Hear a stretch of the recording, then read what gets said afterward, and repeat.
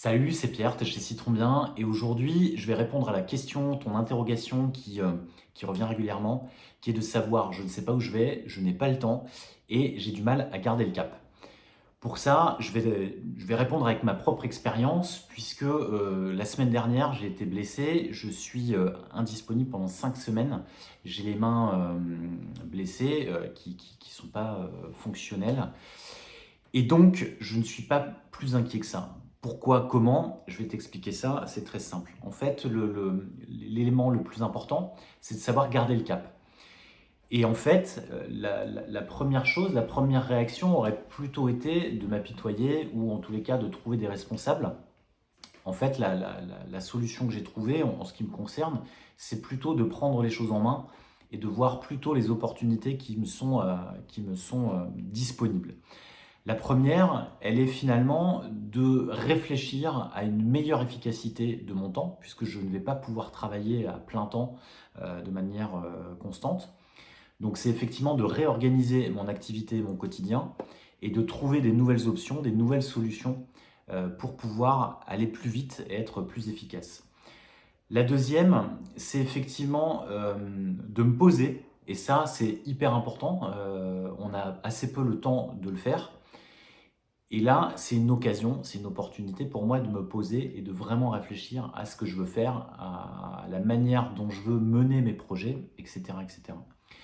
Et enfin, la troisième, c'est de trouver peut-être une nouvelle méthode pour pouvoir avancer et pour pouvoir être plus efficace. Voilà. Maintenant, beaucoup de mes clients ou beaucoup de personnes sur le groupe Facebook, dans les commentaires sur les réseaux sociaux ensuite, me demandent comment m'organiser ou en tous les cas comment garder le cap lorsqu'il y a des imprévus. On vient de terminer ce confinement pendant 2 mois et là en fait je pense qu'on touche le plafond des imprévus possibles. Le déconfinement se passe là en ce moment, mais on va à mon avis subir encore de nouveaux imprévus, surtout quand on est un entrepreneur. Et là, il faut avoir ce type de réflexe pour pouvoir justement ne pas céder à la panique. Et je vais te donner quelques astuces qui vont peut-être t'aider, ou en tout cas je l'espère. La première, c'est que la première chose que tu peux faire, que tu dois faire, c'est te vider le cerveau. Tu prends pour ça une feuille blanche, un crayon, et tu vas noter tout ce qui te passe par la tête. Toutes les idées, toutes les tâches, toutes les missions, toutes les obligations que tu dois faire.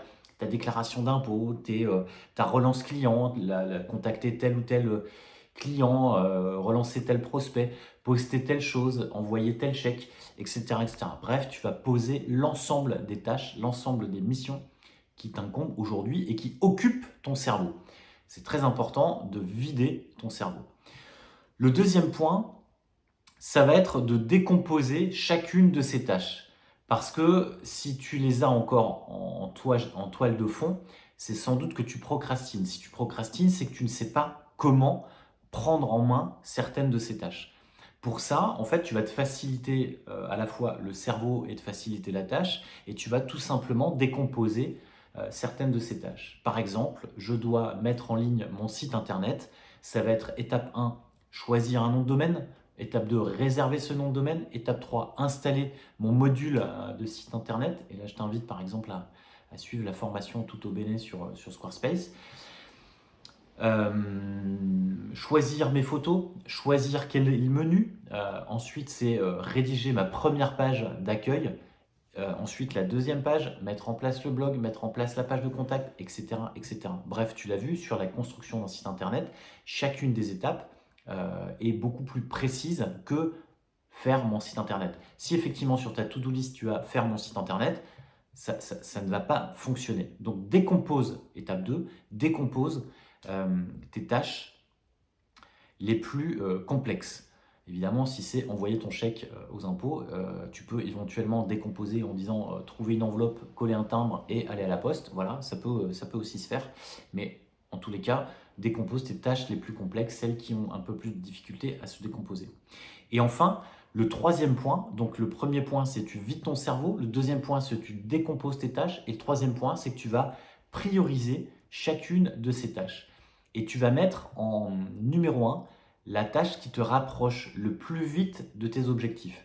Là-dessus, si tu veux savoir comment poser tes objectifs, je te renvoie vers un article de blog qui est Comment fixer ses objectifs, où je t'ai même mis un workbook, un document qui te permet de remplir pas à pas les différentes étapes de tes objectifs. Donc tu vas décomposer tes tâches, tu vas fixer tes priorités et tu vas réaliser évidemment dans ton agenda, placer ces tâches dans ton agenda et la tâche numéro 1 va être la tâche que tu vas exécuter là, maintenant, tout de suite ou demain matin si tu fais ça un peu tard ce soir. Donc, maintenant, tu as un process, une ligne de conduite à suivre lorsque tu vas avoir ces changements de cap réguliers, puisque tu vas avoir des imprévus qui tombent toute la journée au téléphone, dans ta boîte mail, chez tes voisins, un feu qui passe chez ton voisin, tu dois quitter ton lieu de travail. Ça, c'est des imprévus que tu n'as évidemment pas prévus, mais tu es prêt puisque tu as une méthodologie, tu as un process qui te permet d'affronter.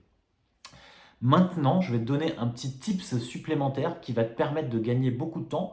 Je pense que si tu suis quelques-uns de mes contenus, tu as déjà entendu parler de la loi de Pareto, le 80-20, et c'est quelque chose que j'utilise assez régulièrement. Là, je vais te donner une autre astuce qui est en fait le 90-10.